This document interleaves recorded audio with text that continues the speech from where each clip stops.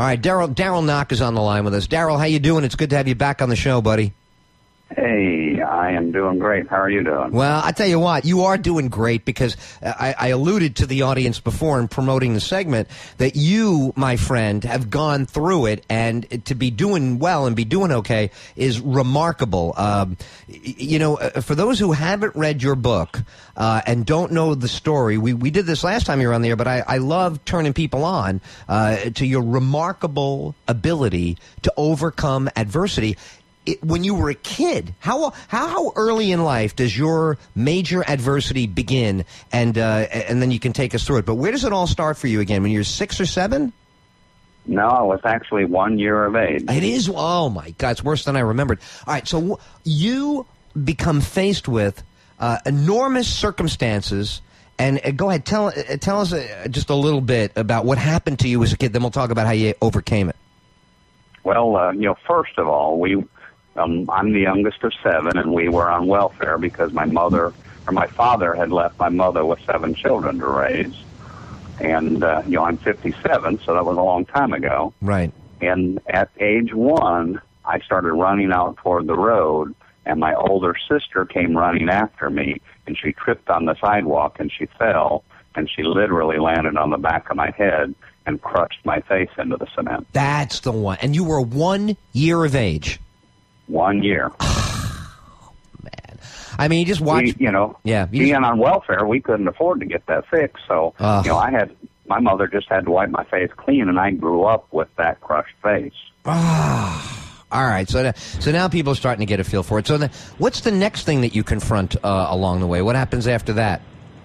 Well, having a crushed face, kids are no kinder back then than they were today. Right. And so, I used to get a lot of ribbing. I used to get a lot of grief about the fact that I had a crushed face. I had several nicknames that kids used to call me.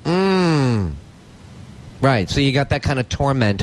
And for what period of time did this go on? When were you finally able to either afford, I guess, as a family, to address all this disfiguration on your face? I was 16, about 4 months away from being 17, when I got my nose fixed. Wow. And at age 40, right. I got my jaws brought forward about 1/4 of an inch. So I had one surgery at almost 17, and then one surgery at 40 and another at 42. Oh, my God. So it really was a long, torturous...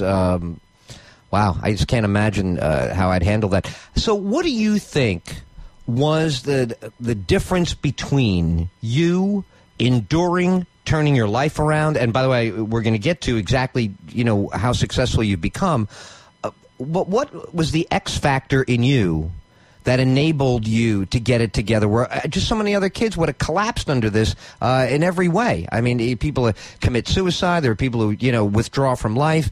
You were able to overcome. Why do you think?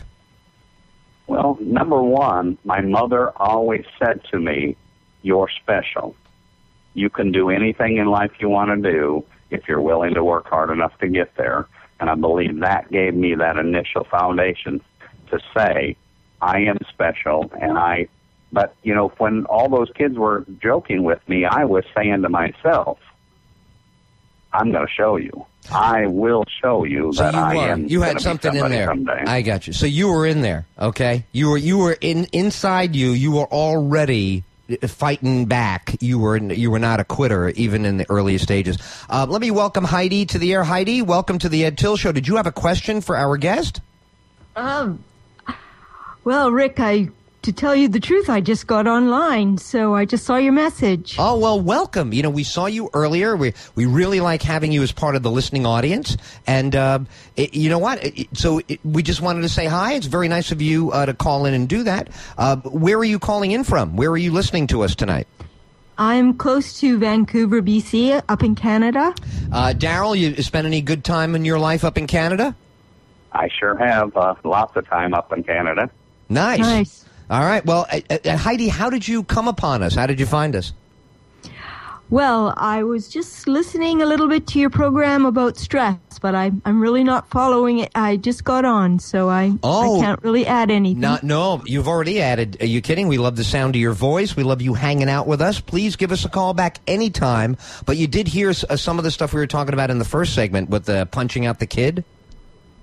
No, actually, I just got on 5 seconds ago. So you didn't hear that? Oh, you got it. No, I'll listen a bit and. Yeah, definitely. Give it a listen, and we'll get back to you. You got it.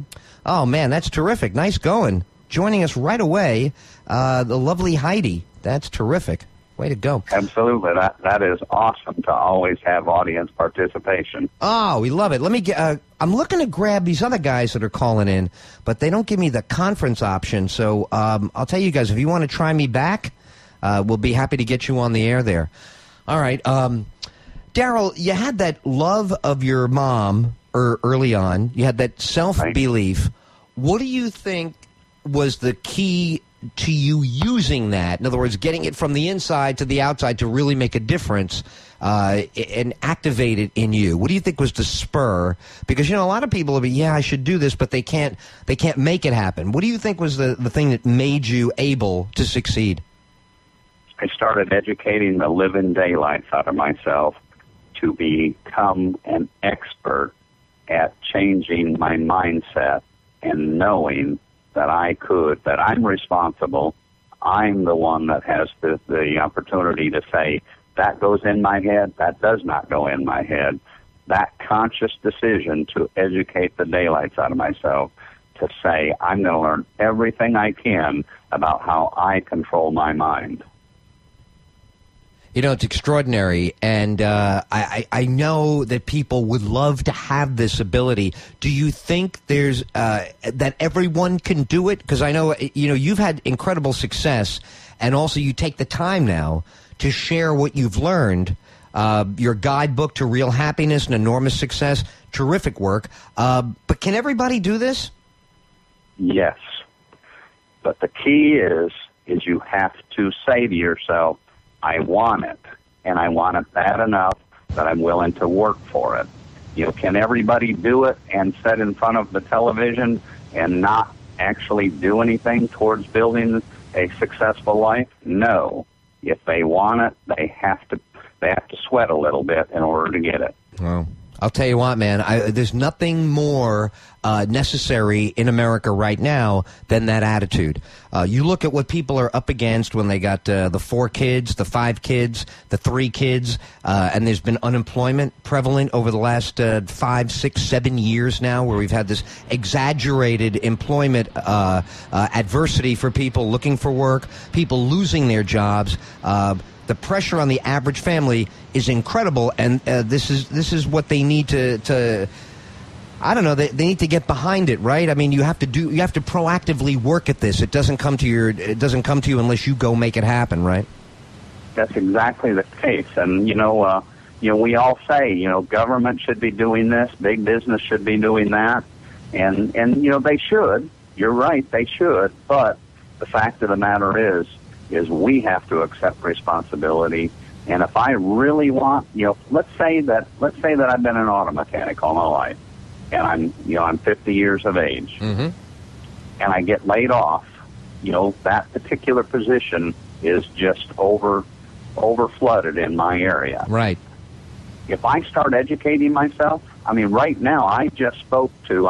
I was flying from San Jose, California to Phoenix, Arizona about a week ago, and the gentleman sitting next to me said that he was a software headhunter. Right. He finds jobs for software developers. Right. And you might say, well, do I transition from a mechanic to a software developer? And in reality, there's no reason that you can't. Some people might try to put a roadblock in for themselves and say, man, that's just too hard for me. I'm not mechanically inclined as far as computers and software. And I didn't know how to tie my shoelaces when I came out of my mother's womb, but I learned because I wanted to. And so I believe that you can learn a different occupation at any age. One of the stories that I love to tell is Colonel Sanders was 65 years of age when he first did his initial entry into starting Kentucky Fried Chicken. Is that a fact?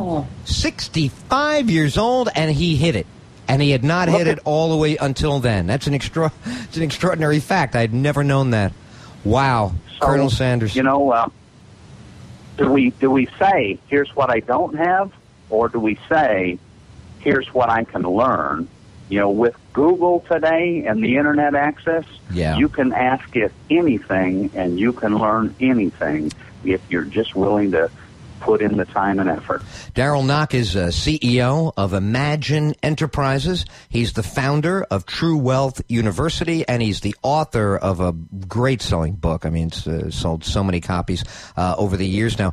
And if you're looking for the title, Mastering a Healthy Self-Image, the guidebook to real happiness and enormous success. Darrell, I always love talking to you, and we look forward to having you back on the show again. Your story is an inspiration to people. I hope they get the book, and I hope it really makes a big difference in their lives. I love doing your show, Ed. Anytime, feel free to call me. Same here, buddy. You got it. Take care. Right. That's Darrell Knoch, and if you have not heard of Darrell until tonight, you need to get a hold of this book and start reading it immediately. Darrell is a phenomenal guy, as you hear, and the story will definitely blow you away. He's killer.